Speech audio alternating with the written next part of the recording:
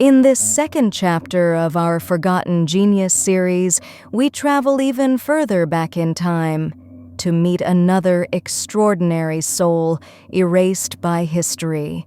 Hypatia of Alexandria, the world's first known female mathematician, a philosopher, a teacher, she lit the flame of knowledge in a time of darkness and was silenced by hate.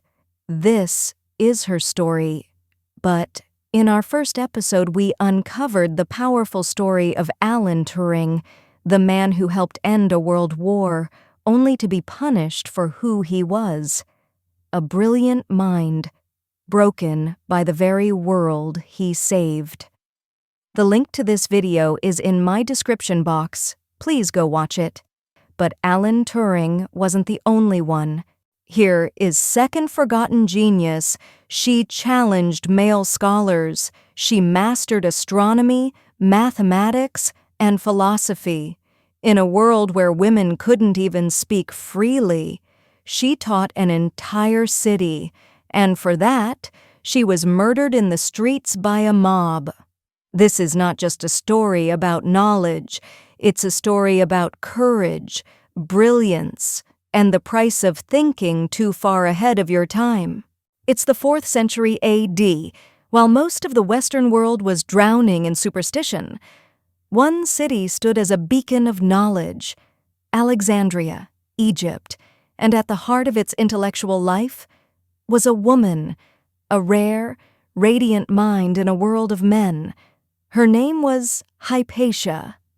Born to Theon, a mathematician and astronomer, she was taught everything boys weren't supposed to learn: geometry, astronomy, logic, and philosophy. By her early 30s, she was teaching at the Library of Alexandria, the greatest center of learning in the ancient world. But she didn't just teach equations. She taught how to think. She wore the robes of a philosopher, drove her own chariot, and spoke fearlessly in public. Students from all over the Mediterranean came to learn from her. Imagine being so smart that your university has no Wi-Fi, no projectors, and you still become the greatest professor in the ancient world. No Google, just genius. But brilliance rarely survives politics, and Alexandria was no longer ruled by philosophers, but by religious tension, fear, and ambition.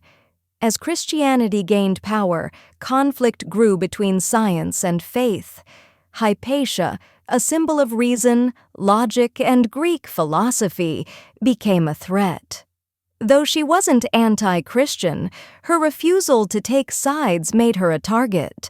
Cyril, the Bishop of Alexandria, saw her influence as dangerous. She was close to the city's governor, Orestes, a rival to the church's authority.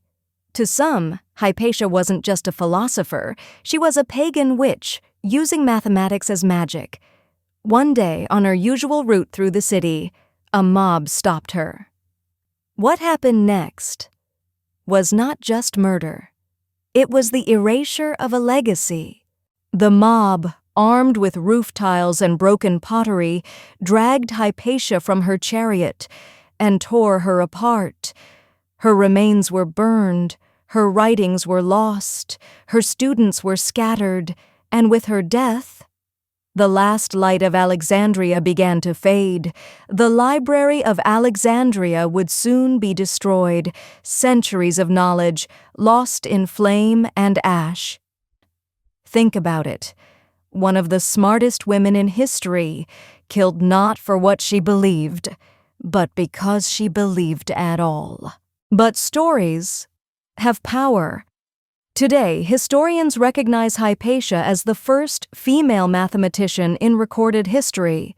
She inspired generations of thinkers, long after her name was nearly erased.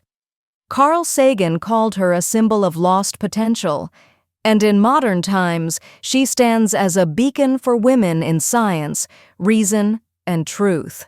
Her story is a warning and a reminder that when knowledge threatens power, power fights back.